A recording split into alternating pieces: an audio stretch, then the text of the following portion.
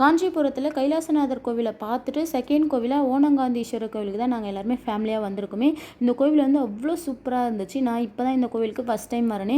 இந்த கோவிலோட வரலாறு கேட்கும்போது அவ்வளோ சூப்பராக இருந்தது. அது என்னன்னா, சுந்தரமூர்த்தி நாயனார் வந்து தேவாரம் பாடல் வந்து பாட இந்த கோவிலில் இருக்கிற மூலவர் என்கிற ஓணங்காந்தீஸ்வரர் வந்து எழுந்திரிச்சு வெளியே வந்துட்டார். அப்போது சுந்தரமூர்த்தி நாயனார் வந்து சிவபெருமானை காணோன்ட்டு சுந்தரமூர்த்தி நாயனார் கோவில் வெளியே வந்து பார்க்கும்போது சிவபெருமான் வந்து ஒரு புளிய மரத்தில் சிரிச்சுக்கிட்டு உட்காந்து புளியங்காய்கள்லாம் உலுக்கிட்டு இருக்காரு. அப்போது புளியங்காய் எல்லாமே பொற்காசுகளாக கொட்டுச்சுன்ட்டு ஒரு வரலாறு இன்றைக்கும் சொல்கிறாங்க. இதுதான் இந்த கோவிலோட வரலாறு. ரொம்ப சூப்பராக இருந்துச்சு. இந்த கோவிலோட தல விருட்சம் வந்து புளிய மரம். ரொம்ப சூப்பராக இருந்தது. இந்த கோவில் ரொம்ப பழைய காலத்து கோவில். காஞ்சிபுரத்துக்கு ஊர் எல்லையை தாண்டி பஞ்சுப்பேட்டை என்ற ஊரில் தான் இந்த கோவில் இருக்குது. ஊர் ஒதுக்குப்புறத்தில் தான் இந்த கோவில் இருக்குது. ரொம்ப சூப்பராக இருந்துச்சு. இந்த கோவிலில் சிவபெருமானுக்கு தினமுமே இலவம் பஞ்சால தான் அலங்காரம் பண்ணுறாங்களே. அடுத்த விழாக்களை பார்க்கலாம். பாய்.